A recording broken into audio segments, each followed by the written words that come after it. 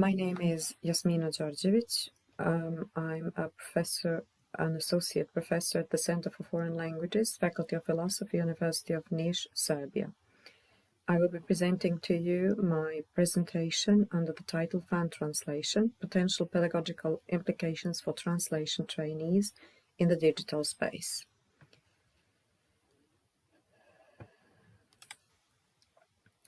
Instead of an introduction, I would like to just indicate the key concepts that this presentation leans on.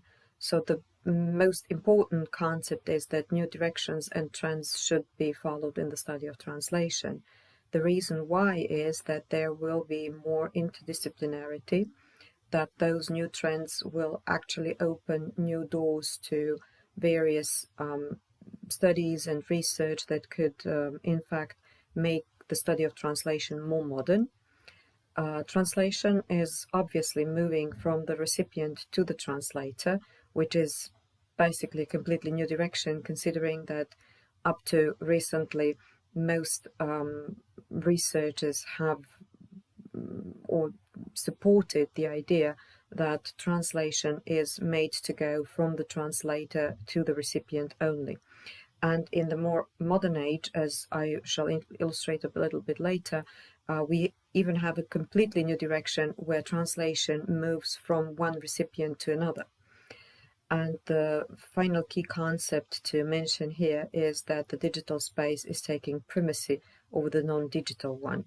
Basically, we have completely new directions that are related to this digital space, because there are new applications, there are new fields of research emerging, and as I will illustrate later, these new fields are basically in desperate need for completely new translators, or basically for translators who have been trained in a new way. The background for this presentation is in fact related to several let's say, most important aspects. The first one is that the World Wide Web enables a new level of connectivity. We have people now connecting in various areas.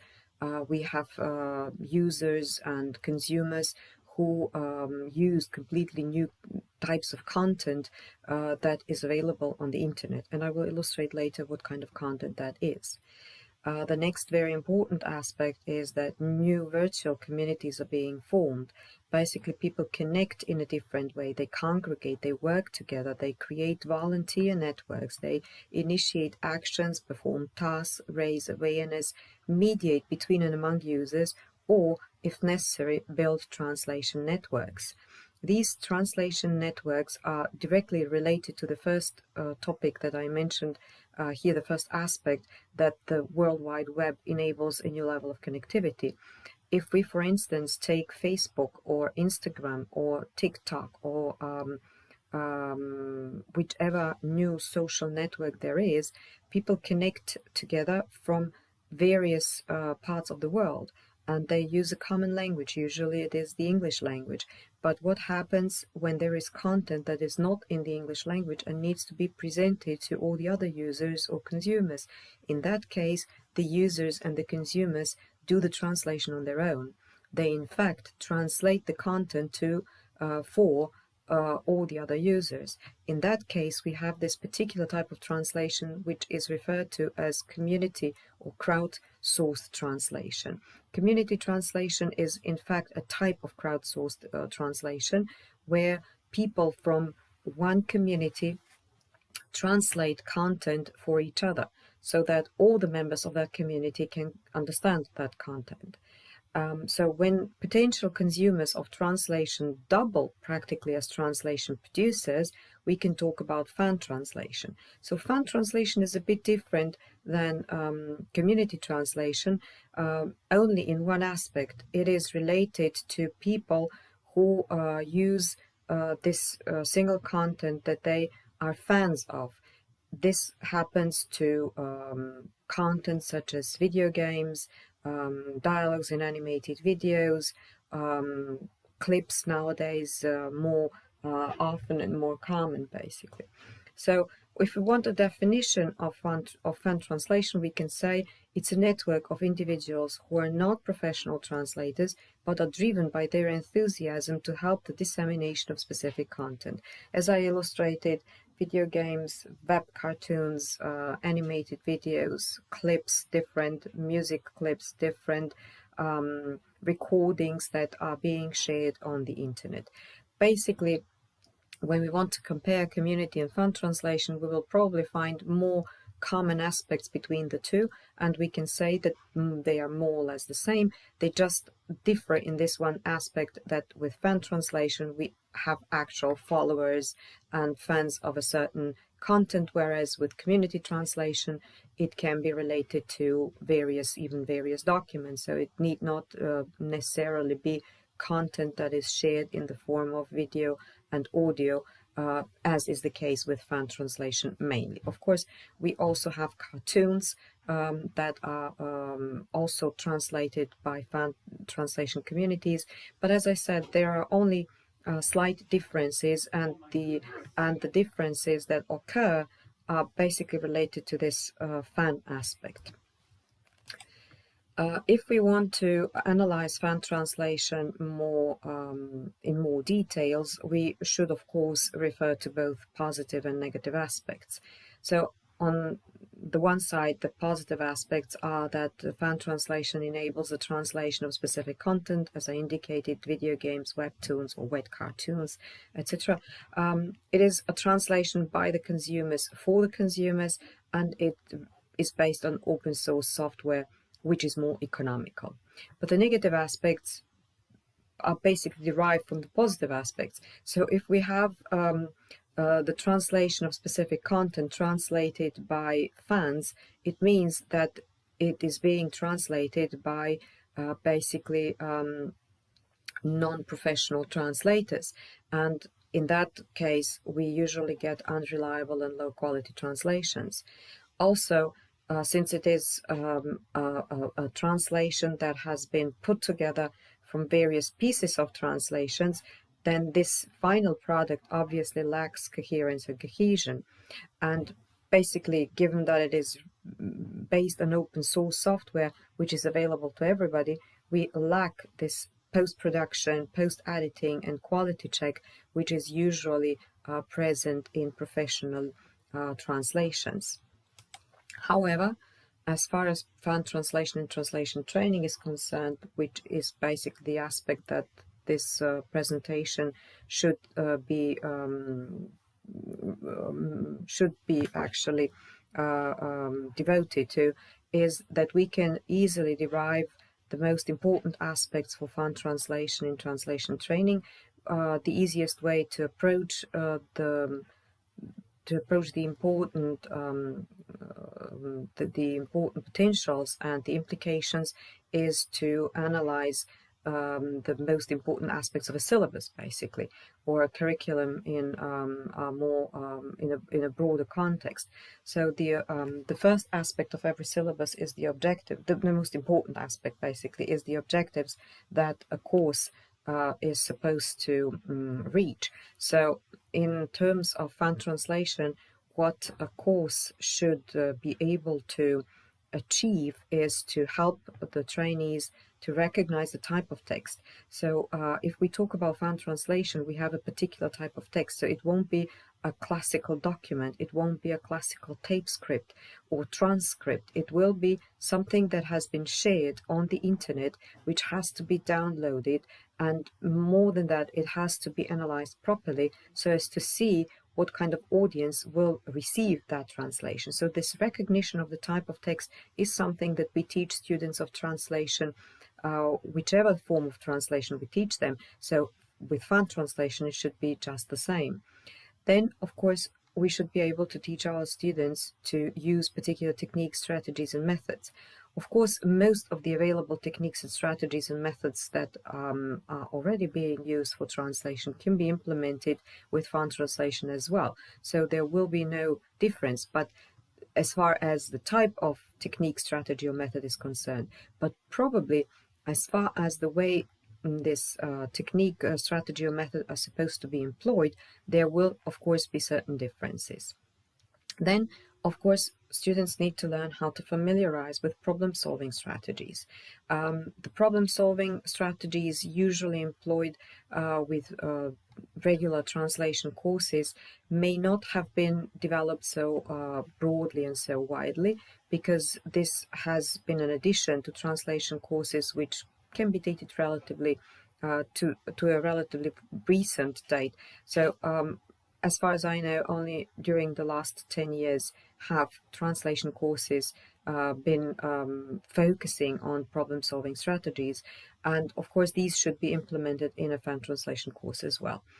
Of course, I'm talking about a fan translation course, but I can also refer to fan translation as only a part, only a segment within a more, let's say, a broader translation course. It's easier for me now to refer to it as a course, as a single course, but of course, I would like to point out that I'm not really indicating that it needs to be a separate course. It can also be a part of a larger course.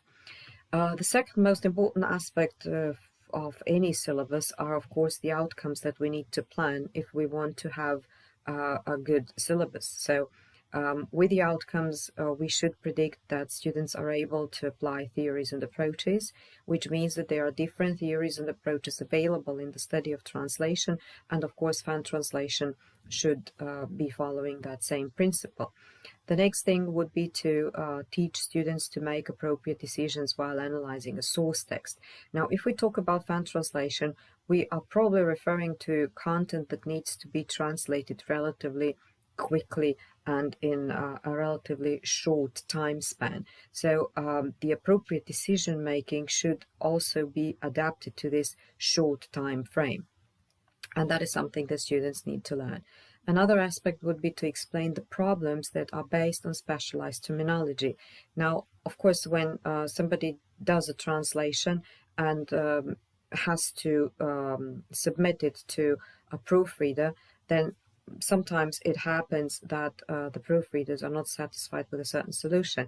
But if the translator is more or less sure of their solution, then they should be able to explain the problems they encountered and the solutions that they used. Which is the next point, offer solutions for problems. And another point, probably very important, is to be open to criticism, which is often passed by reviewers and language professionals. Now, I obviously don't need to explain this, but sometimes translators are not really that happy when they get a review of their translation back. And the third most important aspect of a syllabus is the context, the content. The content here with fan translation will be related to various texts from different fields and industries. So the industries will be the entertainment, film and animation industry, video games, webtoons, etc. Here, if if fan translation were to be applied in a more professional way, then of course the translators would be provided with a professionally prepared transcript of the certain content they have to translate. As it is now, fans usually translate the content that they basically download from the internet, which is the ready-made content that the viewers already can, that the recipients can already view or listen to. And of course, there is a wide range of multimedia content that is shared in the digital space, which hasn't been labeled yet and will probably be occurring in the near future. Now, the pedagogical implications of fan translation in translation training would be to involve translation studies in the development of curricula and or syllabi, which means that the whole field of translation studies needs to be involved a little bit more than it is now.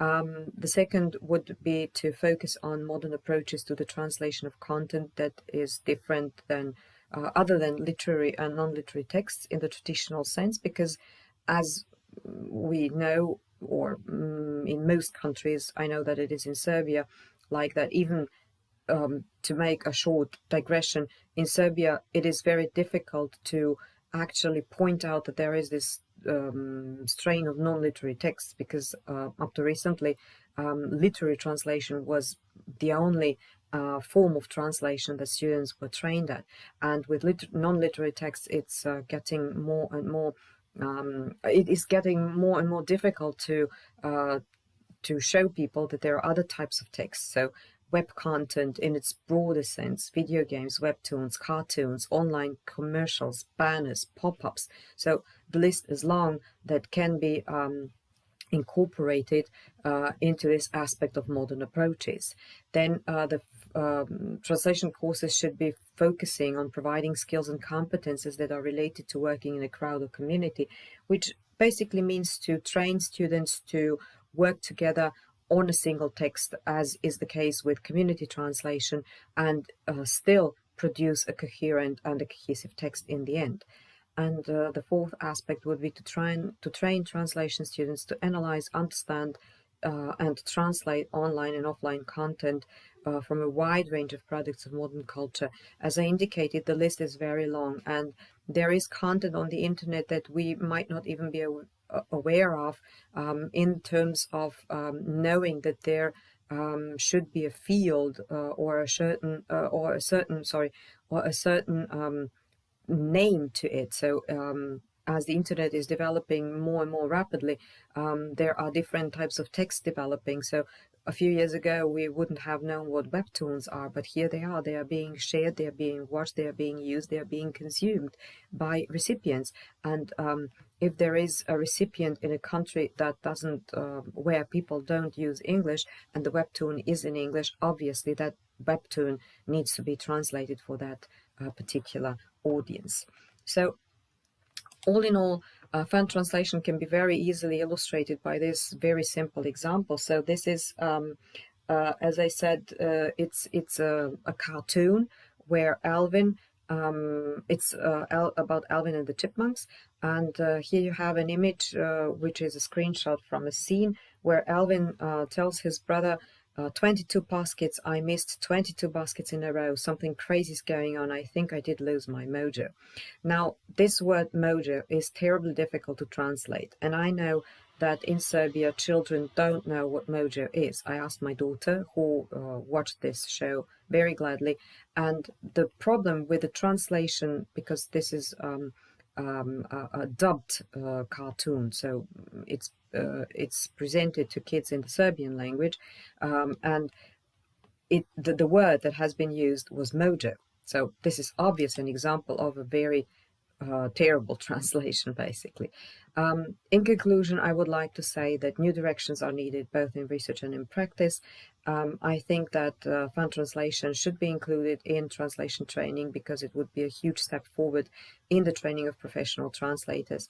And I believe that if these new directions were taken, then more resolutions for issues in the modern translation industry would occur.